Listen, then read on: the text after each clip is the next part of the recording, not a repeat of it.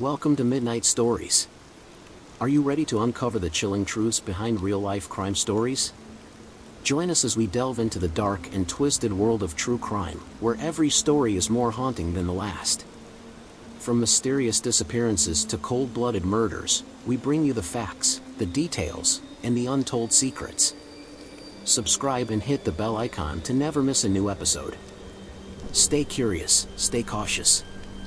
On October 24, 1969, Gloria Moody went on vacation to Williams Lake, Canada. That same weekend, her body was found just miles from her hotel. Her murder has never been solved.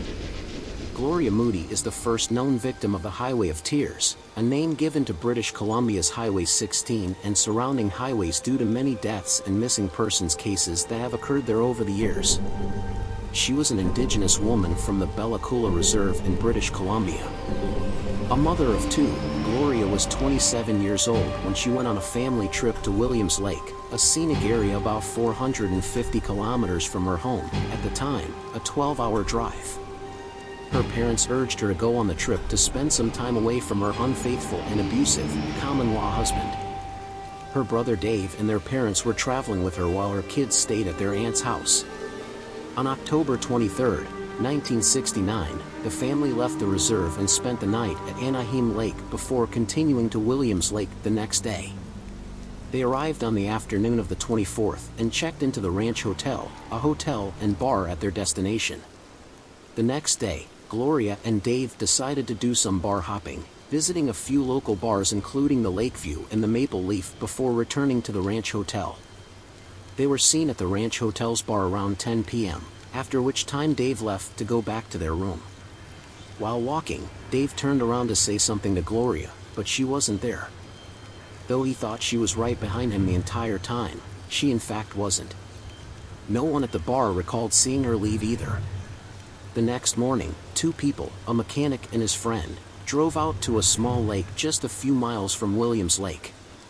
On the way back, they noticed Gloria's body on a small cattle trail and immediately called the police.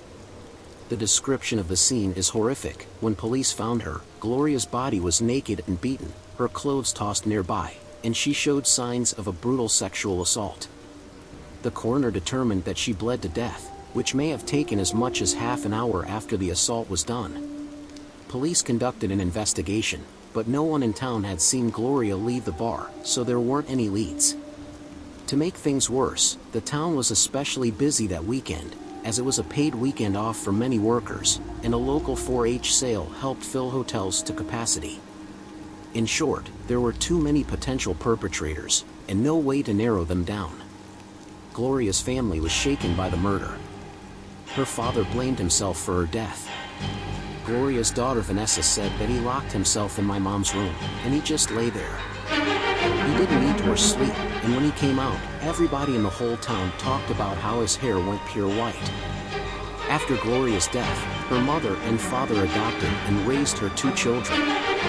Though police made an investigation into the murder, it took almost 3 decades for Gloria's family to find out anything about it.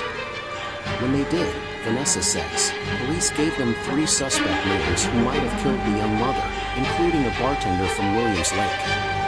Unfortunately, no one was ever charged for the crimes, and all 3 suspects had passed away before the family was notified of their potential involvement, meaning no one knows whether they really committed the crimes.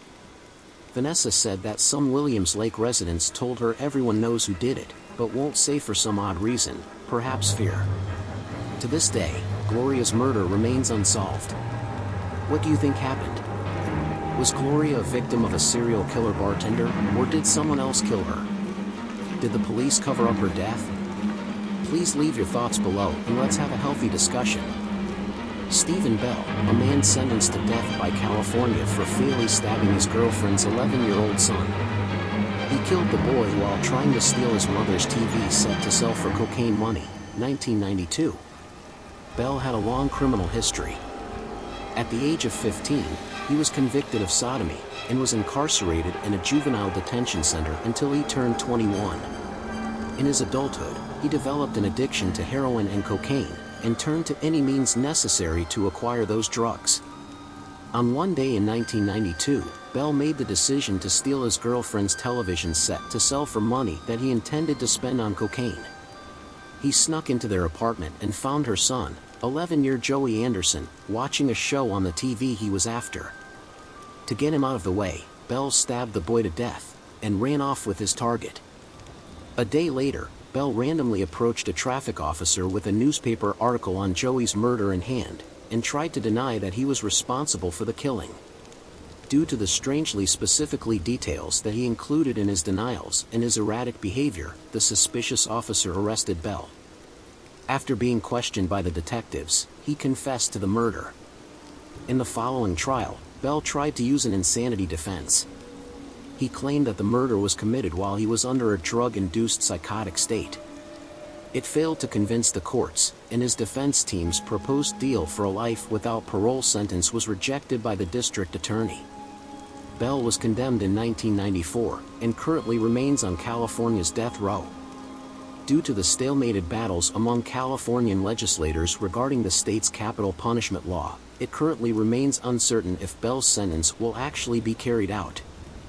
Marcus Wesson, a man condemned by California for orchestrating the murders of 9 of his children in 2004. Wesson founded and controlled a personal pseudo-Christian sect that heavily diverged in theology from most of mainstream Christianity. Namely that he believed that Jesus Christ was a vampire deity and that he was God himself. The entirety of his congregation composed of his family members, especially his bio-daughters, stepdaughters, and nieces.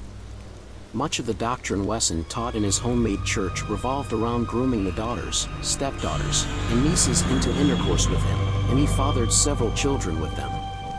Something that also should be noted is that Wesson was captivated by David Koresh in the Waco incident of 1993. More specifically, he found common ground with Koresh's polygamous practices, and decided that they both were on a divine duty to spread their seeds. After the daughters he conceived with the nieces, daughters, and stepdaughters grew of an age to his liking, usually about 7 or 8, they would be sexually abused and used to birth other children, and the pattern rinsed and repeated on a frequent basis for several years.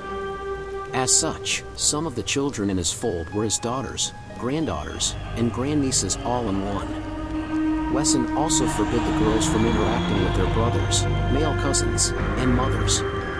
His male and female children were both treated as servants, and were forced to clean his dreadlocks and scratch his armpits and head.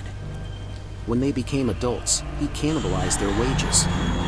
He kept his family in line with physical violence.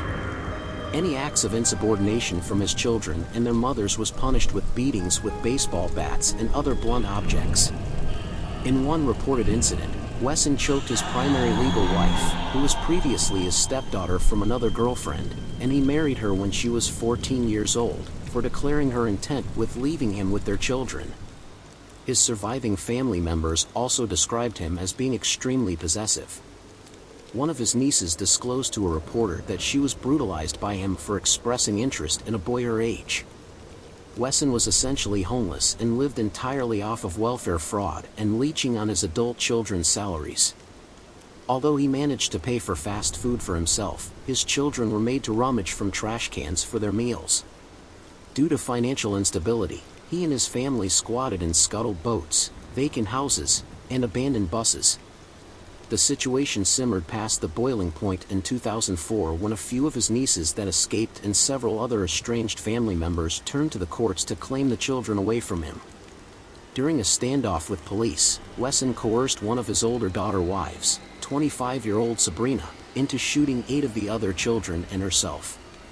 The second eldest victim was another daughter wife, 17-year-old Elizabeth, and the youngest were 2 one-year-old daughters and a 1-year-old son.